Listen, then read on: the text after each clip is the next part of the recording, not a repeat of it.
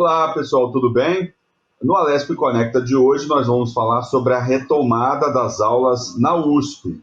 Como é que está a volta às aulas aí no ambiente virtual na maior universidade do país e uma das maiores da América Latina? Sobre esse assunto, nós vamos conversar com o Antônio Hernandes, que é vice-reitor da USP. Seja muito bem-vindo, Antônio, muito obrigado aí pela participação aqui no Alesp Conecta. Eu que agradeço a oportunidade de falar a todos vocês. Nós que agradecemos a oportunidade de ter o senhor aqui falando com a gente para a Rede Alesp, para todo o estado de São Paulo. Vice-reitor, eu queria entender como é que está a volta às aulas na USP nesse momento, né? O semestre letivo já começou, tanto na graduação quanto na pós-graduação. Como é que vocês estão se adaptando a esse novo normal de ambiente virtual? Bom, novamente é uma satisfação aí participar e desejar sempre sucesso ao trabalho que vocês realizam, que é sempre muito importante para todos. E a oportunidade de eu poder falar um pouco aqui sobre a Universidade de São Paulo. Do ponto de vista do ensino, do retorno às aulas propriamente dito, a Universidade de São Paulo retomou dia 17 de agosto o segundo semestre letivo, o primeiro semestre encerrou. Esse semestre as aulas na universidade já foram estabelecidas, elas são todas virtuais, todas atividades remotas. Nós iremos voltar com atividades práticas para as aulas somente a partir de janeiro de 2021.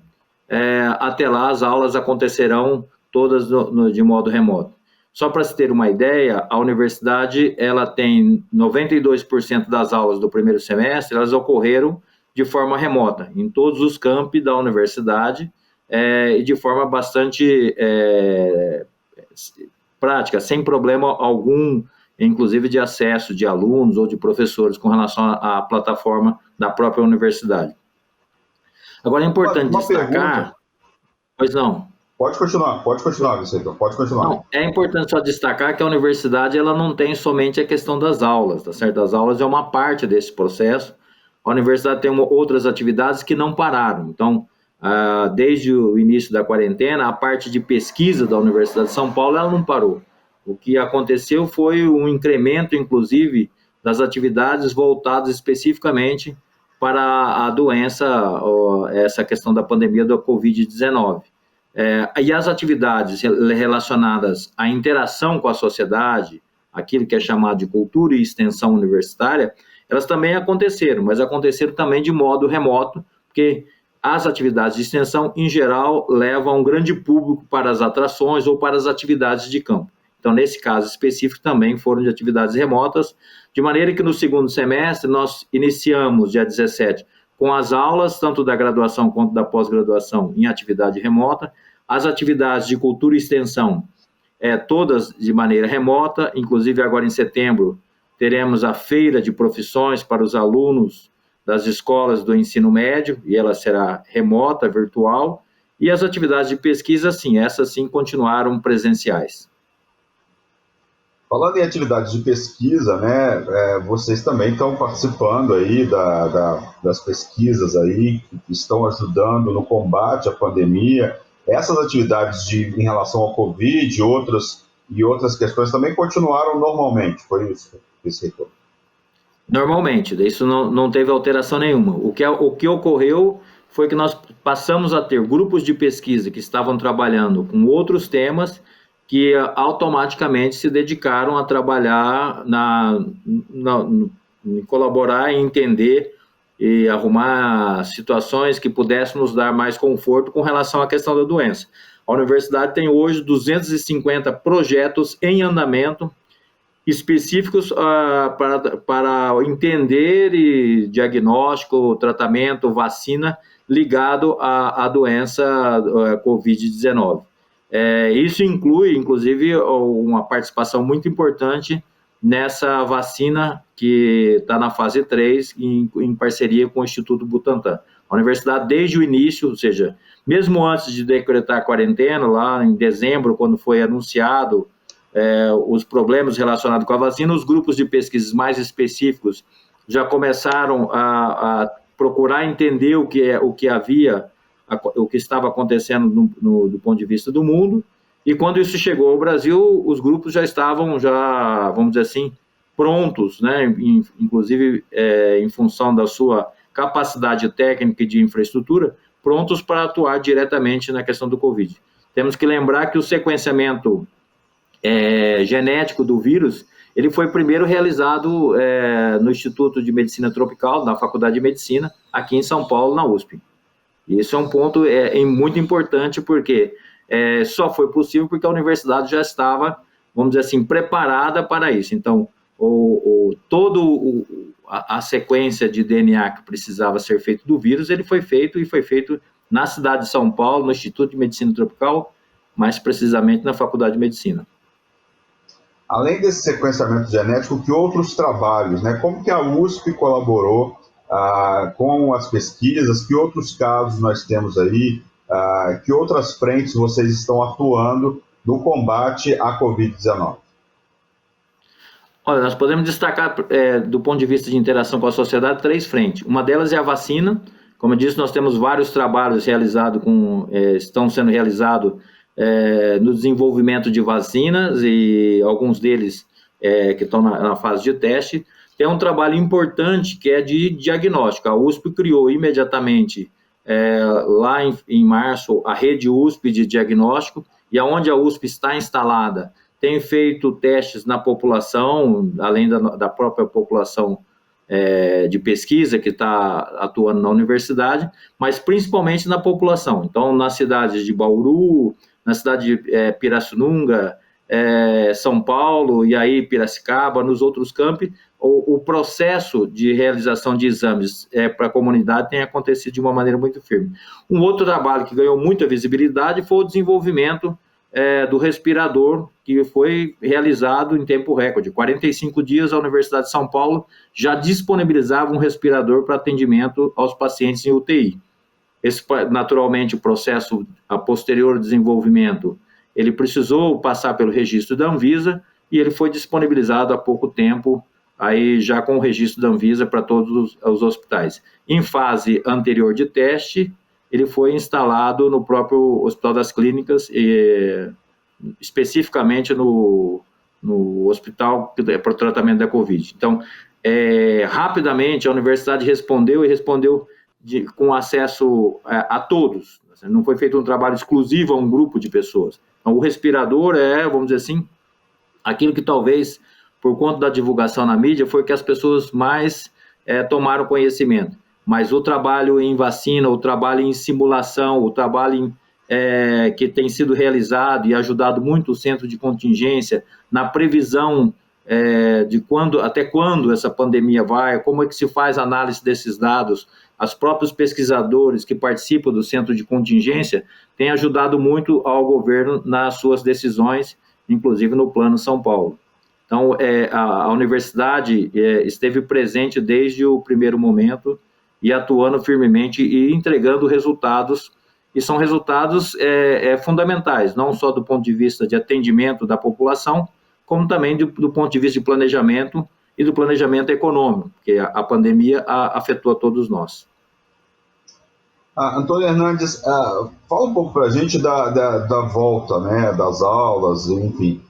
Como alunos, professores e a comunidade estão se adaptando a esse novo normal, estão se adaptando ao ambiente virtual, o que tem acontecido, o teste do primeiro semestre, porque a gente lembra que no primeiro semestre uma parte das aulas aconteceram de forma presencial, foram poucas aulas, né? Eu sei disso porque eu também faço doutorado lá na ECA, e aí depois as aulas foram para um ambiente virtual, muitos professores resolveram não aderir, mas outros também aderiram. Esses que aderiram no primeiro momento ganharam um know-how aí para esse segundo semestre, e parece que a USP, nesse segundo semestre, está adotando um calendário normal de aulas e totalmente de forma virtual para esse segundo semestre, para esse resto de 2020. Como é que foi essa adaptação de todo mundo assim, a esse cenário?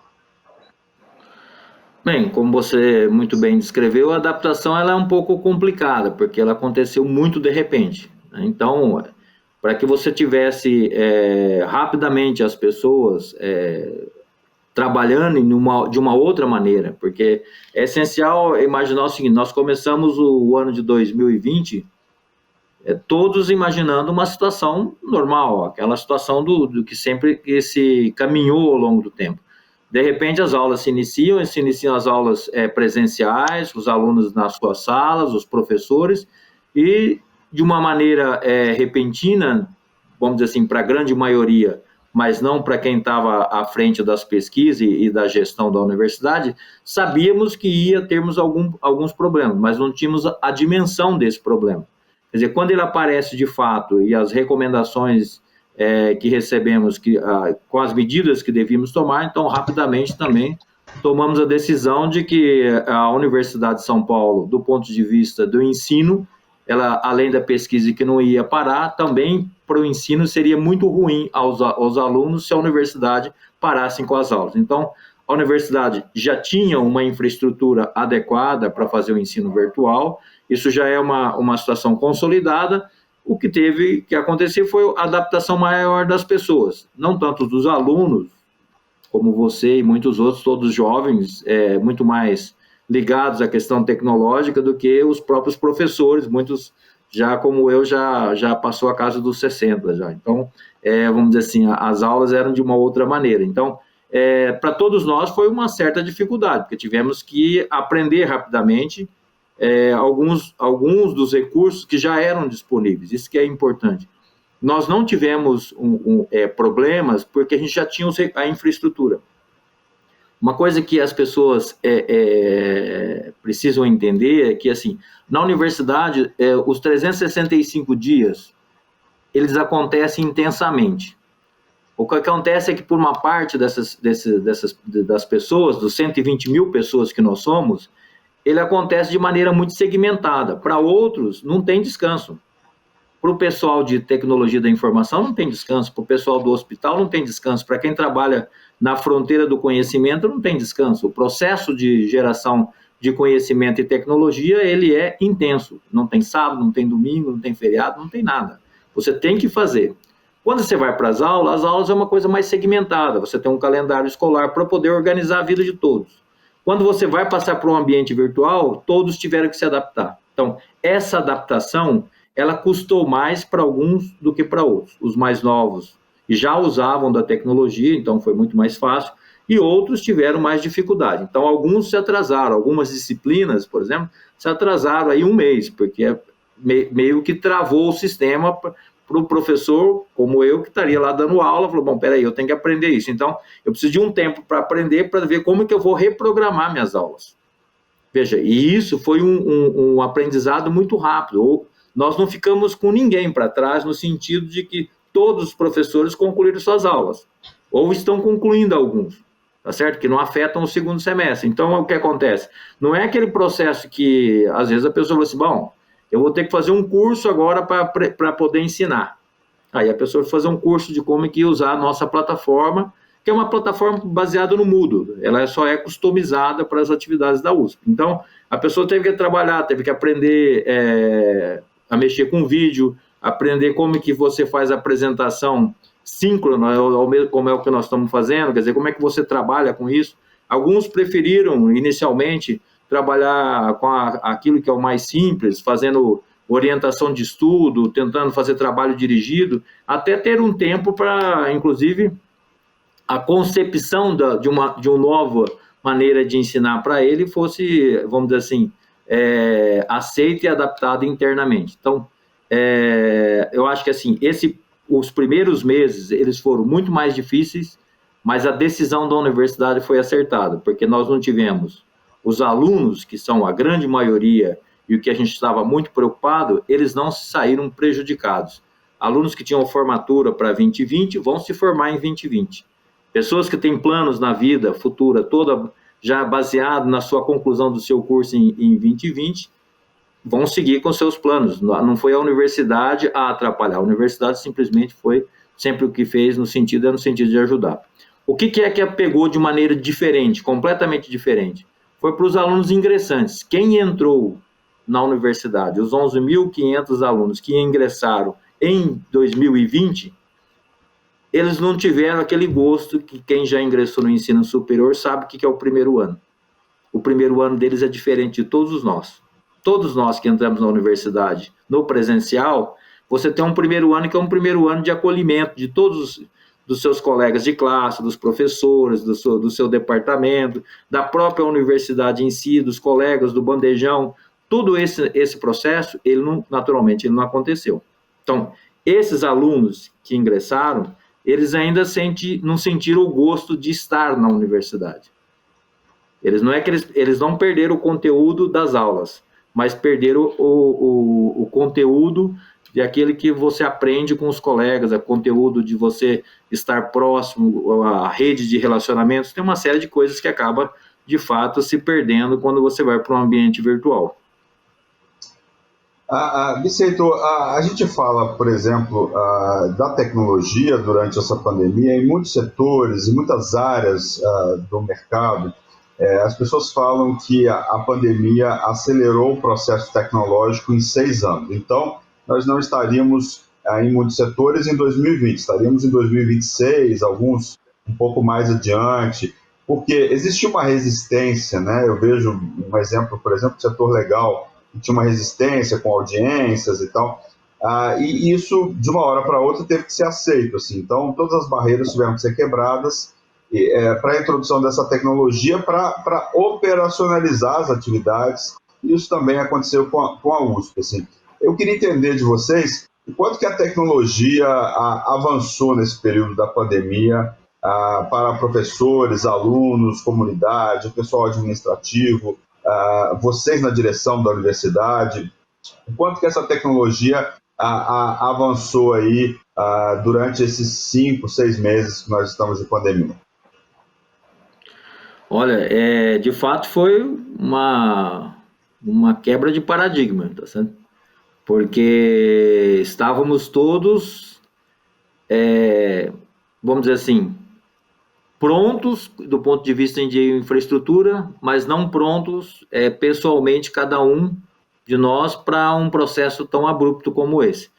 Eu entendo que se eu tomar como base, desde quando a tecnologia estava disponível na Universidade de São Paulo para o ensino, que ela estava pronta, nós certamente pulamos 7 anos.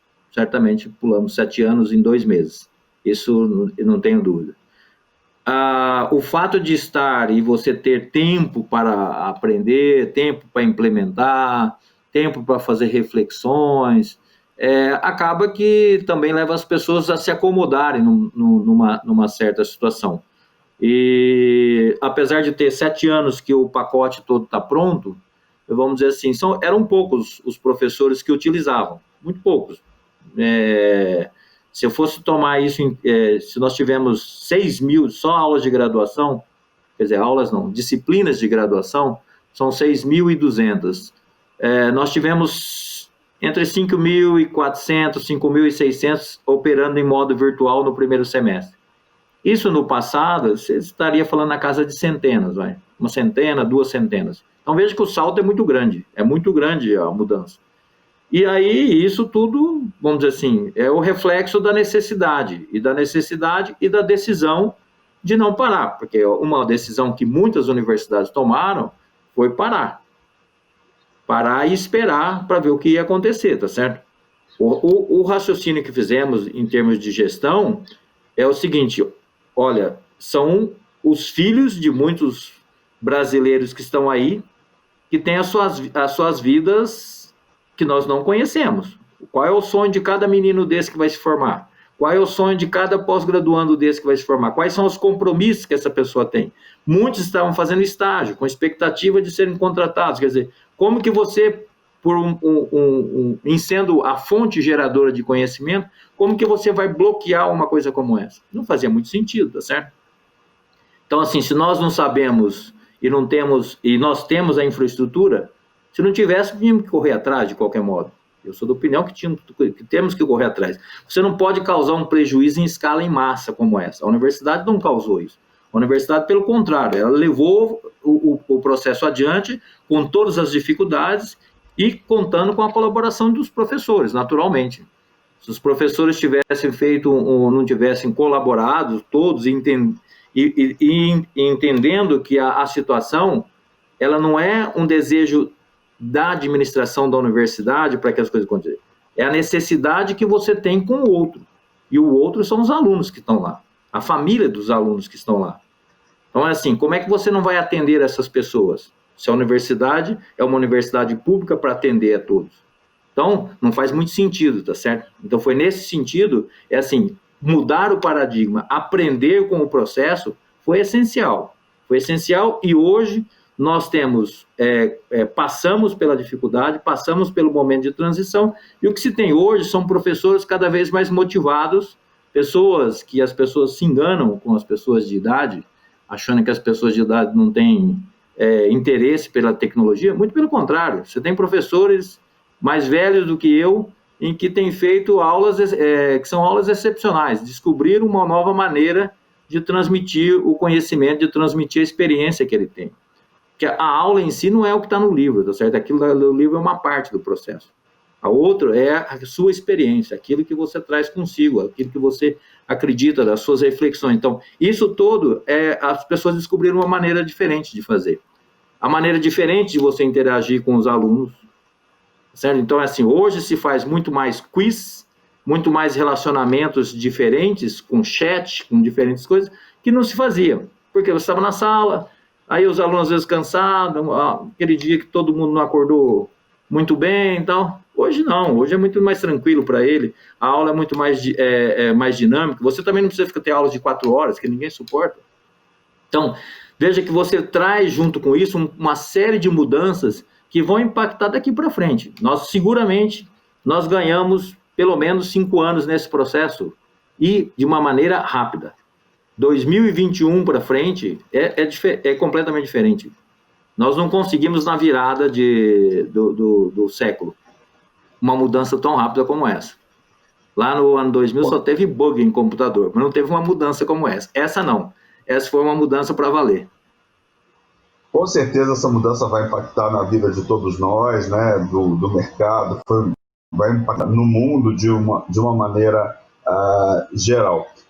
Então esse vai ficar sendo o legado então, dessa pandemia para a USP, nesse caso, quer dizer, as disciplinas nunca mais serão as mesmas, a gente vai ter um aumento dessa capilaridade aí de disciplinas online, disciplinas presenciais. O que eu observo na prática do dia a dia é que as disciplinas online expandem o conhecimento da universidade para pessoas que estão em diferentes pontos do Brasil e do mundo. Por exemplo, também. Eu fiz agora uma disciplina rápida, que era uma disciplina de 3 dias, tinha gente fazendo comigo disciplina na Irlanda, no México, na Austrália. Então, assim, o que eu percebo, e eu queria saber do senhor, o que eu percebo é que, a partir de agora, o conhecimento que estava dentro dos muros da USP, com essa aumento aí de disciplinas virtuais, ele vai estar muito mais distribuído para outros lugares, vai estar sendo acessado aí por pessoas de diferentes regiões do país e do mundo. Seguramente. A pandemia quebrou todas as paredes e os muros. Essa que aconteceu. Não sobrou uma parede em pé. Sobrou nada.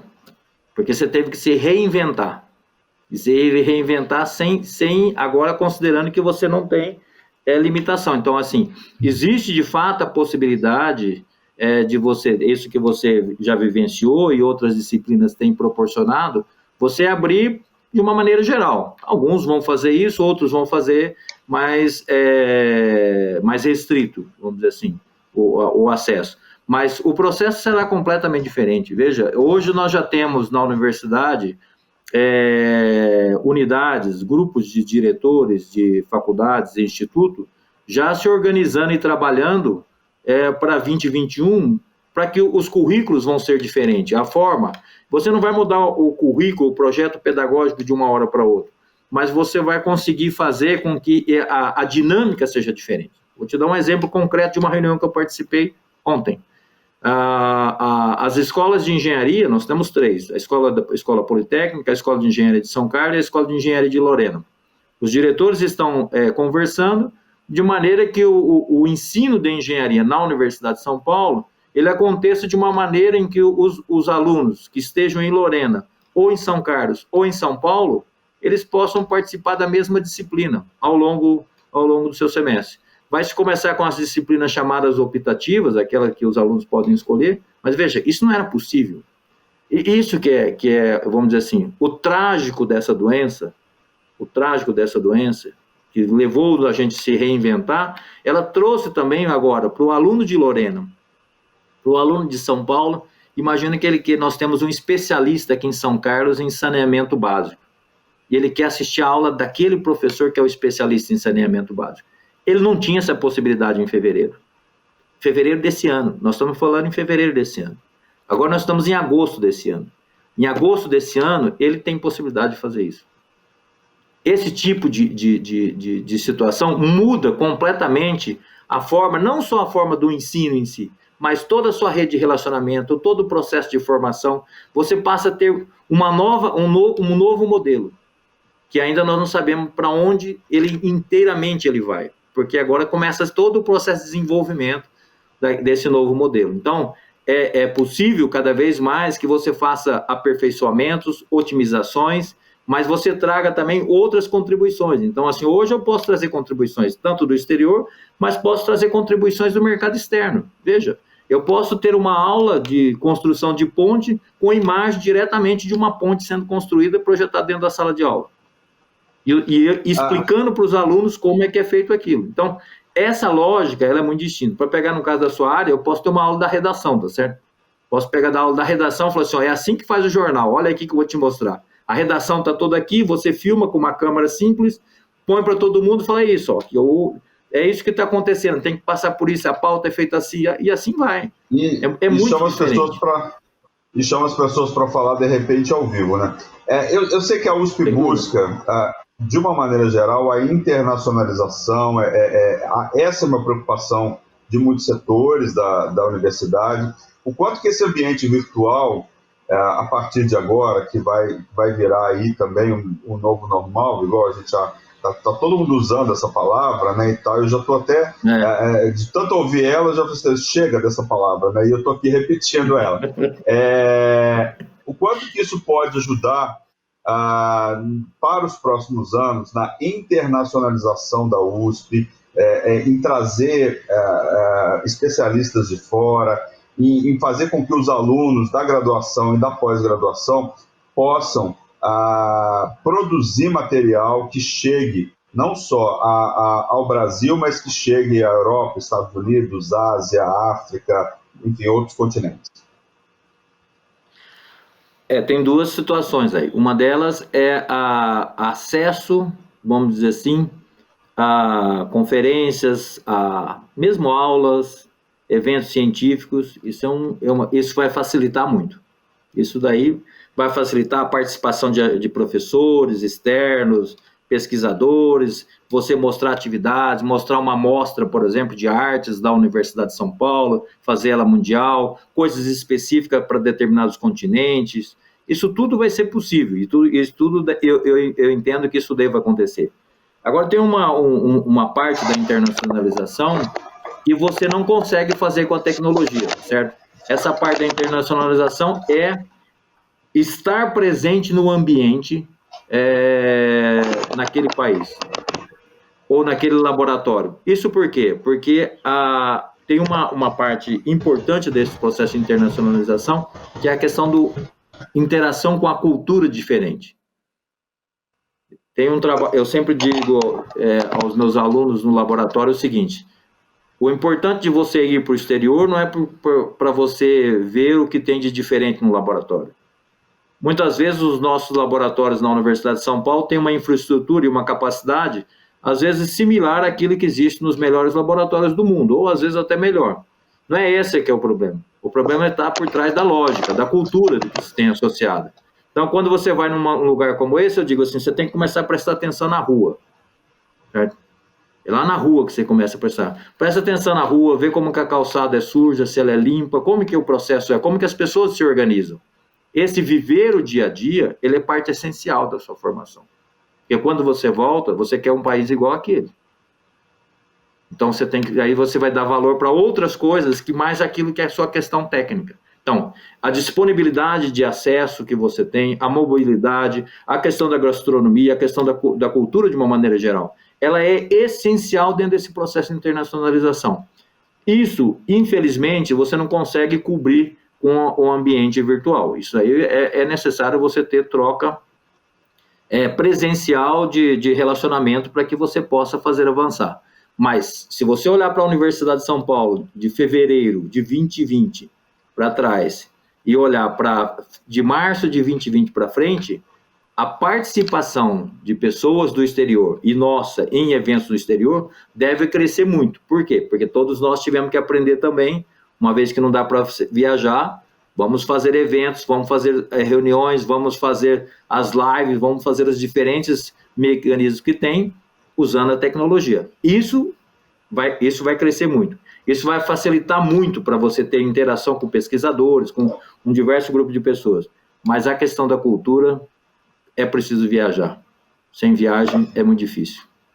Pois é, Antônio, o contato presencial nunca vai ser substituído pela tecnologia, é algo fundamental, você resumiu super bem essa questão. Eu gostaria de agradecer ao Antônio Hernandes, que é vice-reitor da USP, que falou com a gente sobre a volta às aulas aí na Universidade de São Paulo, dessa vez nesse semestre de forma virtual. Muito obrigado pela sua participação aqui no Alesp Conecta.